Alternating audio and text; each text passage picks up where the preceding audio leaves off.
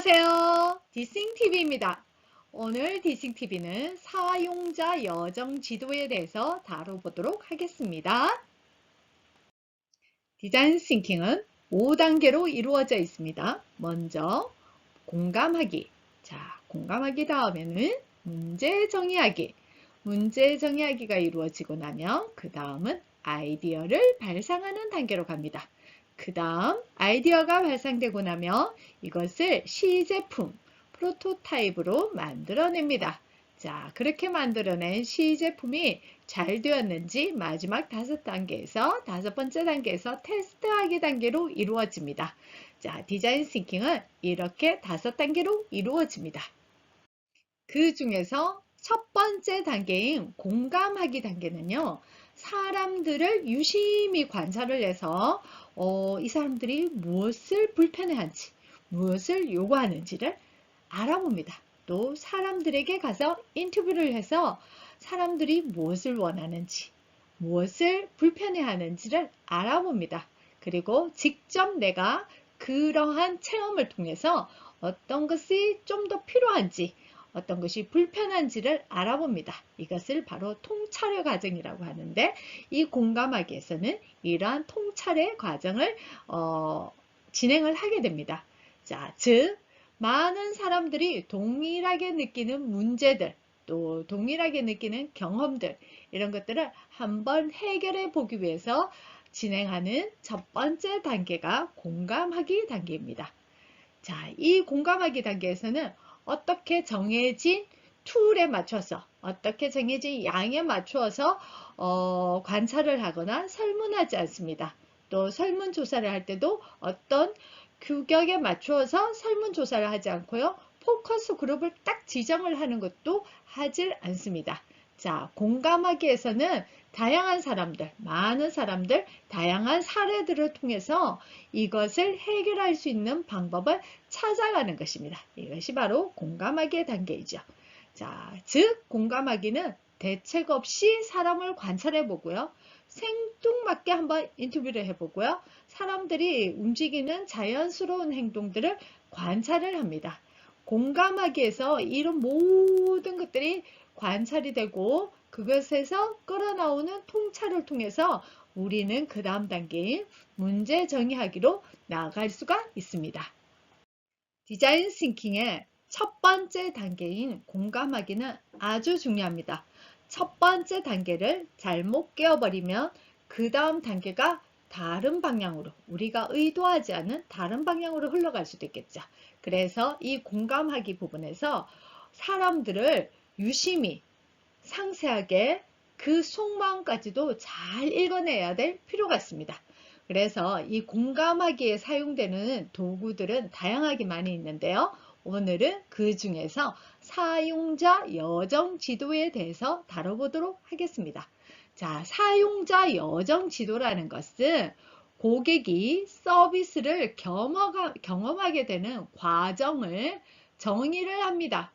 그래서 이런 정의를 통해서 고객이 행동하는 것, 또 실제 활동, 이런 것들을 시간대별로 따라가면서 고객이 체험한 것을 시각화하는 방법이 바로 사용자 여정 지도가 되겠습니다. 자, 이런 사용자 여정 지도는요, 실제 고객이 이런 상품이나 서비스 이런 걸 경험한 것을 시각적으로 재현을 해보는 겁니다. 그렇게 재현을 해보다 보면 서비스를 이해하게 되고요. 상품을 이해하게 되고요. 그리고 서비스나 상품의 이거와 사용자 사이에 어떤 간극이 있는지, 그리고 그 간극을 극복하기 위해서는 디자인적인 기회를 포착을 할 수 있는 그런 것으로 활용을 할 수 있는 아주 간단하고 유용한 접근법이 바로 사용자 여정 지도가 되겠습니다. 자, 사용자 여정 지도 조금 더 알아보겠습니다.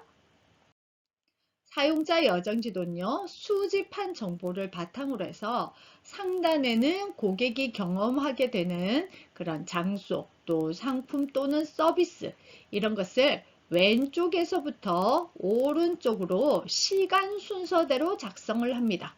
그 다음 하단에는 고객이 경험한 감정 상태를 3단계나 또 뭐 5단계나 또 7단계 이렇게 나누어서 감정의 변화를 표기를 합니다.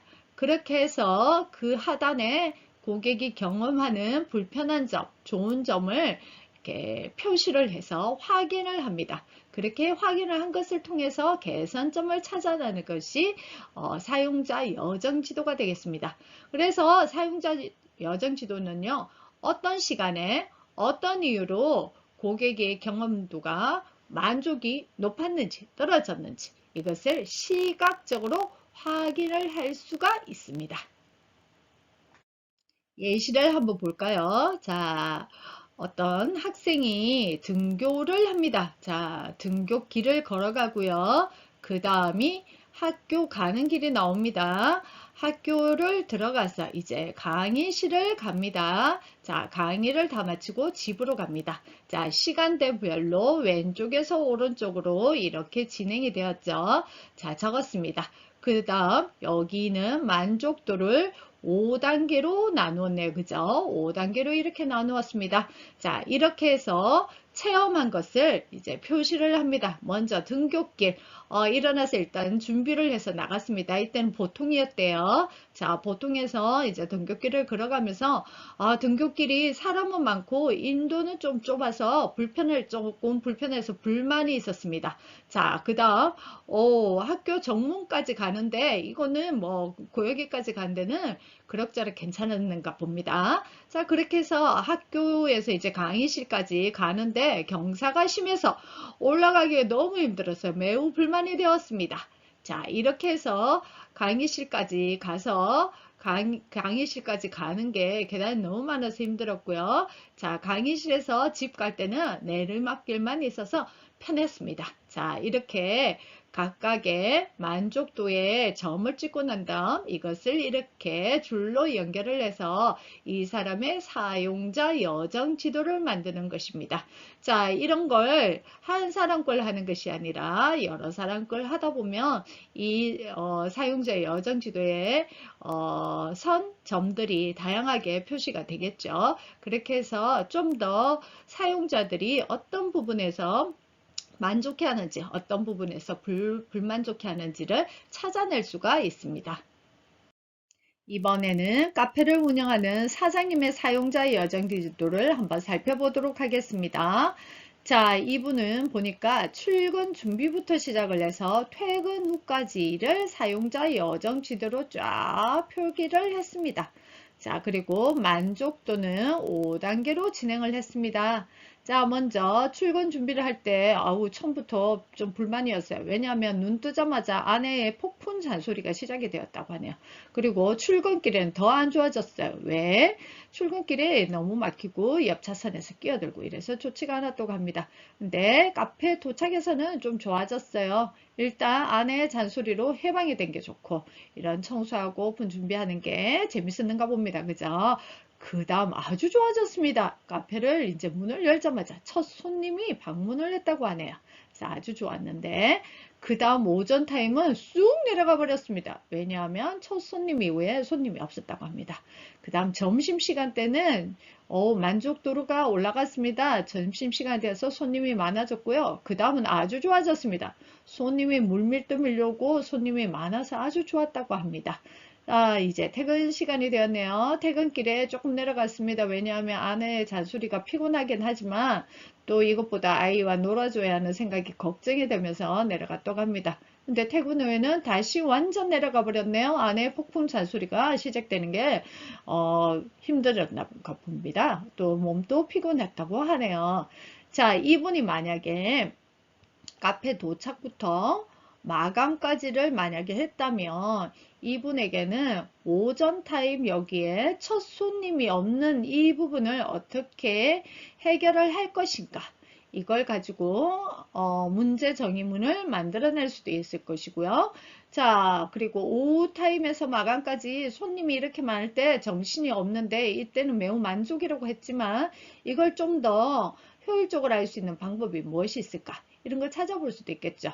근데 이분이 출근 준비부터 퇴근 후를 봤었을 때 제일 많이 제가 언급이 이렇게 살펴보면 언급이 된 게 아내의 잔소리, 여기도 아내의 잔소리, 여기도 아내의 잔소리, 아내의 잔소리. 그래서 카페 사장님이다. 어쨌든 이분은 어떻게 하면 아내의 잔소리를 줄여볼 수 있을 것인가?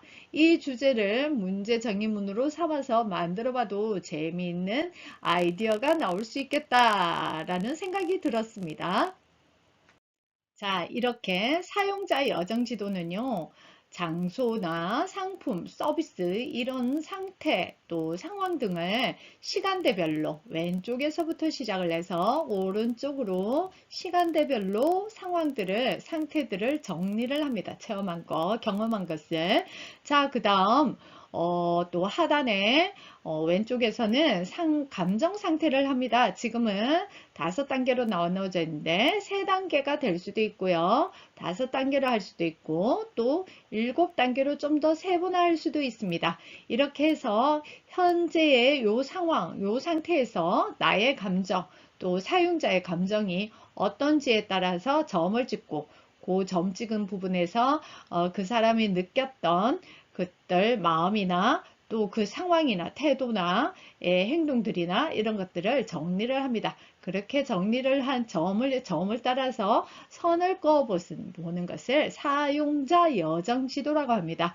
이렇게 사용자 여정 지도를 그려보면 좀 더 시각적으로 그 사람이 요구하는 거, 불편해하는 거, 문제점들을 좀 더 발견하기가 쉽습니다. 그래서 디자인 싱킹의 첫 번째 단계인 공감하기에서는 이렇게 사용자 여정 지도를 통해서 좀 더 공감을 잘할 수 있는 방법을 꺼낼 수도 있답니다. 오늘은 사용자 여정 지도에 대해서 다뤄보았습니다. 사용자 여정 지도는 디자인 싱킹의 첫 번째 단계인 공감하기 부분에서 사용되는 도구입니다. 자, 여러분들 생활 속에 사용자 여정 지도를 활용해서 공감의 능력을 키워보는 시간들을 가져보시기 바랍니다. 이상 디싱TV였습니다. 감사합니다.